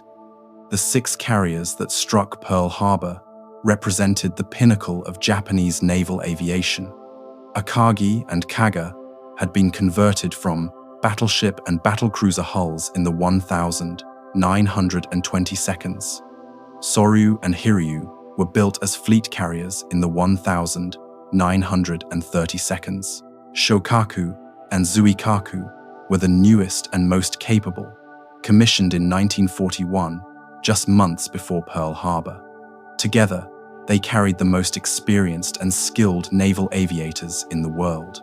6 months later, 4 of those carriers, Akagi, Kaga, Soryu, and Hairu, approached Midway Island with 248 aircraft. Their mission: destroy American land-based air power on Midway, draw out the American carriers, and annihilate them in a decisive battle. It was the strategy Yamamoto had advocated since before Pearl Harbor. Force battle, win battle, negotiate peace. But the Americans knew they were coming. Station Hypo's codebreakers had provided Admiral Nimitz with Japanese fleet dispositions, timing, and target. Enterprise, Hornet, and Yorktown lay in ambush northeast of Midway, hidden by weather and radio silence. The battle opened on the 4th of June, 1942, with Japanese aircraft striking Midway's airfield. Damage was significant but not decisive. American aircraft, torpedo bombers, dive bombers, and fighters based on Midway counterattacked and were slaughtered. Torpedo bombers attacked at wave-top level and were shot down almost to the last aircraft. Bombing from high altitude achieved nothing. By 9:20 a.m., the Japanese fleet appeared invincible. Then came the dive bombers. At 10:20 a.m., Douglas SBD, dauntless dive bombers from Enterprise and Yorktown, arrived over the Japanese fleet. The carriers were in the worst possible condition. Aircraft on deck being refueled and rearmed, fuel lines open, ordnance scattered, combat air patrol drawn down by earlier attacks. The dive bombers rolled into their attacks undetected. Lieutenant Commander Wade McCluskey, leading Enterprise's dive bombers, struck Akagi and Kaga. Bombs penetrated flight decks and detonated among armed aircraft. Aviation fuel ignited. Ordnance cooked off in secondary explosions. Within minutes, both carriers were burning infernos. Yorktown's dive bombers struck Soryu. 3 bombs hit within 2 minutes. The carrier was engulfed in flames. She sank that evening. Hairu, separated from the other carriers, escaped the initial attack. She launched a counterstrike that found Yorktown and left her dead in the water. But American scouts found Hairu, and Enterprise's dive bombers struck again. By late afternoon, Hairu was burning. She was scuttled the next morning. In 5 minutes, 10:20 to 10:25 a.m. on the 4th of June, 1942, the balance of naval power in the Pacific shifted irrevocably. Japan lost 4 fleet carriers and approximately 248 aircraft. More critically, she lost experienced pilots and aircrew who could not be replaced. The United States lost Yorktown and approximately 150 aircraft, but retained Enterprise and Hornet. The carriers that struck Pearl Harbor were gone. The initiative they had seized on December 7 was lost at Midway. Japan would build more carriers, train more pilots, and fight on for 3 more years. But she would never again launch a major offensive operation. From Midway onward, Japan fought a defensive war, trading space for time. Losing both, the lessons of Pearl Harbor had been learned, and applied. Intelligence mattered. Carriers were decisive, and the industrial base that Japan had failed to destroy on December 7 was now producing ships and aircraft faster than they could be sunk. The reckoning at Midway was swift, brutal, and final. The war that began at Pearl Harbor ended 1,347 days later on the deck of the battleship Missouri, anchored in Tokyo Bay. Between those two moments lay campaigns across thousands of miles of ocean and dozens of islands, each paid for in blood. The pattern was consistent.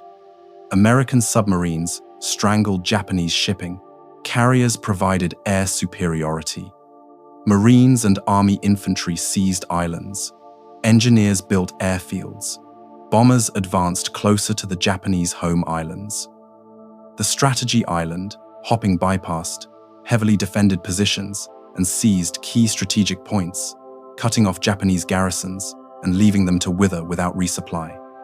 Guadalcanal, Tarawa, Kwajalein, Saipan, Iwo Jima, Okinawa. Each name became synonymous with brutal combat, high casualties, and incremental progress. Japanese defenders fought with fanatical determination, refusing surrender, dying in place. Kamikaze aircraft struck American ships in suicide attacks. The closer American forces got to Japan, the more desperate the resistance became. The battleships raised from Pearl Harbor participated in many of these campaigns. West Virginia bombarded Japanese positions at Leyte Gulf and participated in the last battleship versus battleship engagement in history, helping to sink the Japanese battleship Yamashiro in Surigao Strait. California, Tennessee, Maryland, and Pennsylvania all provided fire support for amphibious landings. Nevada bombarded Utah Beach on D-Day before transferring to the Pacific. But the decisive weapons were carriers, submarines, and aircraft. American submarines sank over 1,300 Japanese merchant ships, cutting off the oil, rubber, and raw materials Japan had gone to war to secure. American carriers controlled the skies, enabling amphibious assaults that would have been suicidal without air superiority. Long-range bombers, first operating from China and later from captured islands, struck Japanese cities with incendiary raids that killed hundreds of thousands. By summer 1945, Japan was defeated but unwilling to surrender. The invasion of the home islands, Operation Downfall, was planned for November. 1,945. Casualties were projected in the hundreds of thousands. Then came the atomic bombs. On the 6th of August, 1945, a B-29 bomber named Enola Gay dropped an atomic bomb on Hiroshima. The explosion killed approximately 80,000 people instantly and leveled the city. On August 9, a second bomb destroyed Nagasaki, killing another 40,000. The Soviet Union declared war on Japan on August 8 and invaded Manchuria. Facing atomic annihilation and Soviet invasion, Emperor Hirohito announced Japan's surrender on the 15th of August 1945. The formal surrender ceremony took place on the 2nd of September 1945 aboard USS Missouri in Tokyo Bay. General Douglas MacArthur presided. Japanese officials signed the instrument of surrender. Overhead, hundreds of American aircraft flew in formation carriers, bombers, fighters, a demonstration of the overwhelming force that had crushed Japan. Among the American ships anchored in Tokyo Bay was USS West Virginia, raised from the mud of Pearl Harbor, repaired, modernized, and returned to war. The ship that had been torpedoed 7 times on the 7th of December 1941 now sat in the harbor of the enemy that had nearly destroyed her. The symbolism was lost on no one. The war that began with a surprise attack on a peaceful Sunday morning ended with unconditional surrender. The road from Pearl Harbor to Tokyo Bay was long, bloody, and feigned transformative. And for the men who survived that journey, the 7th of December, 1941, would remain the day everything changed. Arizona rests on the bottom of Pearl Harbor still. The ship was decommissioned on the 29th of December, 1941, where she lay. Salvage teams removed guns, rangefinders, and usable equipment, but the hull and most of the structure remained. Over time, the wreck settled deeper into the mud. The superstructure corroded. The teak decks rotted away, but the ship endured. A tomb for 1,102 men. In 1950, Admiral Arthur Radford, commander of the Pacific Fleet, ordered a flagpole erected on the remnants of the mainmast. The American flag has flown there continuously since, raised and lowered daily by an honor guard from the active fleet. In 1958, President Dwight Eisenhower signed legislation authorizing a memorial to be built over the wreck. The USS Arizona Memorial, designed by architect Alfred Price, was dedicated on the 30th of May 1962. The structure spans the sunken hull without touching it, a white concrete bridge floating above the grave. The design is deliberately symbolic, sagging in the center to represent the initial defeat, rising at the ends to represent ultimate victory and renewal. More than 1.8 million people visit the memorial each year. They stand in silence above the rusting hull, watching bubbles rise from decomposing machinery and oil still leaking from bunkers ruptured 80 years ago. The oil droplets are called the Tears of the Arizona, surfacing at a rate of 2 to 9 quarts per day. At current rates, the oil will continue leaking for another century. The names of the 1,177 crew members killed on Arizona are engraved on a marble wall. A separate list honors survivors who chose to have their ashes interred with their shipmates after death. The last surviving officer, Lou Conter, died on the 1st of April 2024 at age 102. With his passing, living memory of the attack faded further. December 7 is observed as National Pearl Harbor Remembrance Day in the United States. Ceremonies are held annually at the memorial and at military installations worldwide. Survivors, those few who remain, share their stories. The phrase, "Remember Pearl Harbor," became a rallying cry during the war and remains a reminder of vigilance and sacrifice. The attack's legacy extends beyond commemoration. Pearl Harbor transformed American foreign policy from isolationism to global engagement. The United States emerged from World War II as a superpower with military bases across the Pacific and commitments worldwide. The decision to rebuild and maintain a massive standing military unprecedented in American peacetime history traces directly to the lesson of December 7. Unpreparedness invites attack. Strategically, Pearl Harbor demonstrated the importance of intelligence, the decisiveness of surprise, and the vulnerability of static defenses.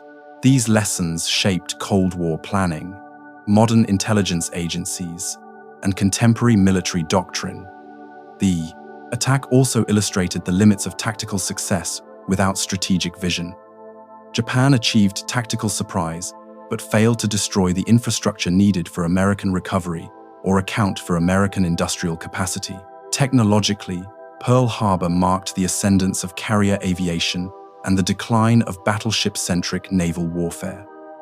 The 8 battleships sunk or damaged on December 7 represented the past.